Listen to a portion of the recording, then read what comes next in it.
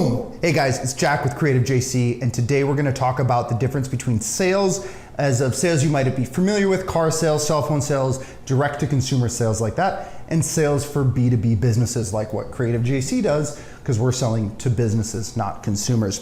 The reason I have this out here is because this is something I bought from someone who sells artwork, and this is direct-to-consumer, and so we're gonna talk a little bit about the difference of selling something like this versus selling professional services or professional products to businesses.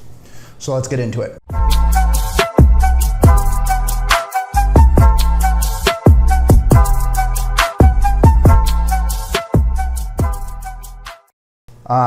One of the main differences in there's a real negative feeling that a lot of people have towards salespeople. And it's because of car salesmen, cell phone sales guys, which by the way, I used to sell cell phones. Sell cell phones, that's an interesting way to say it. But anyway, the reason there's a negative feeling is because a lot of times to be successful in those types of sales environments, high pressure works, right? Getting them to just pay the money right then, right there, no matter what. And that works for that kind of sales, for them to meet their sales reps, or to meet their sales quota, for the reps to meet their sales quota. It works, and the people who make the most money in those industries are the people that are willing to be high pressure like that. But it's very different when you get into B2B sales, because businesses aren't going to be bullied around to buy things, and your reputation as a business would be trash, right?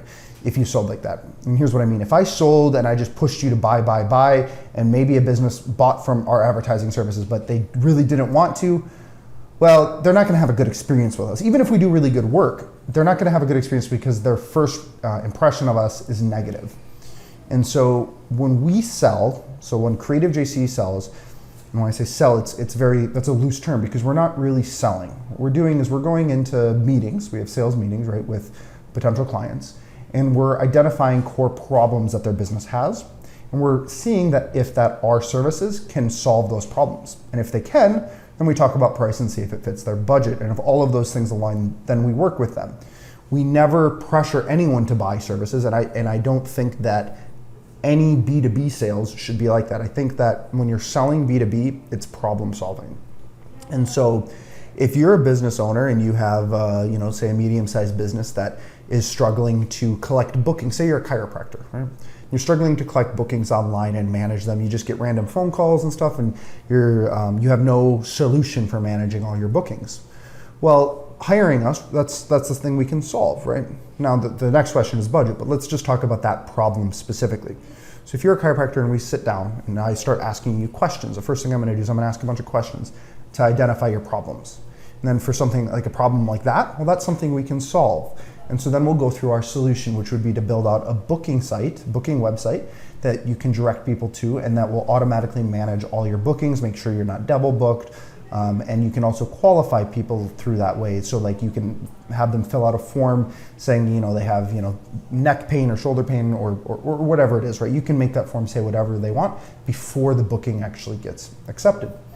If you're in online e-commerce, which is in the past what we've specialized in, and we still do specialize in that, but we are expanding to other services as well. But if you're an online e-commerce platform, or not platform, but store, and your big thing is you want to sell more products. Most of the time, e-commerce businesses, that's their biggest issue is selling more products. And so a lot of times, e-commerce stores will come to us and they'll say, hey, we're spending all this money on ads, but we're not getting the sales that we think we should have. So a lot of times people think it's the ads problem. Well, what we found out is that, let's put it this way. If you have an e-commerce store and you have some company, or maybe you yourself are running ads, the only job your Facebook ads, YouTube ads, whatever platform you're using to run ads, the only job of the ads is to send them to a landing page or to your website. Once they're on that landing page or your website, it's the job of the website or the landing page to actually convert and sell the product, right? So a lot of times we'll find is that they're driving traffic to the landing page or website, but then the page is built so poorly, it's not built for conversions, that it doesn't sell. And so they think it's an ad problem when actually it's a website conversion problem, right? So, and these are during the discovery call that we do, this is what we're trying to get at, and we're trying to find the real core of the issue the consumer, or the customer rather, the business is having. So once we identify the root problem, then we can say, hey, this is the service we offer that fixes it. This is the price. We offer it in, all upfront payment, or if you want a discount, or we offer it a monthly service package, or whatever, right? Like we have different service packages that we offer to solve different problems. That's the difference in selling with B2B, is you're sitting down with a business and you're finding out what you can do to solve a problem that business is having. And so Creative JC, we're a marketing company and a web development company, as well as now a software development company. And so we cover a vast array of problems. But hypothetically, if someone came to us and says, hey, we'll pay you $100,000 to, solve our recruiting problem, or recruiting problem we might be able to solve because we could do that through ads. But if they come to us and say, hey, we're having an accounting issue, we'll pay you $100,000 to do it, we're going to say, no, we're not the right firm for you because we know nothing about accounting, right? Like that's not what we do. And so whereas like consumer sales, it's like whatever you can do to get that money in the door, right? Car salesmen, that's why car salesmen have such a bad rap, is because the people who get really successful at car sales, a lot of times, not always, because you can do it without doing this, but a lot of times they do things that are maybe a little sketchy. And so that's the biggest difference, is in consumer sales, it's more high pressure to buy. And then in business sales, it's much more solve a problem. Now, I do think that you can be really successful with that model in consumer sales in some consumer sales industries. But that's the biggest difference in key takeaways. And when you're working with, if you're trying to get into B2B sales, just take that approach, is that you're solving a problem. And so when you're selling to a business, you should be listening more than you're talking. I mean, you should be listening 70, 80% of the time than what you're talking, because you want to hear and let them identify their pain points. And once they've identified what their actual pain points are, like what's causing their business issues and what hurts them, then you can figure out how to solve those issues, right? So again, that's the biggest difference.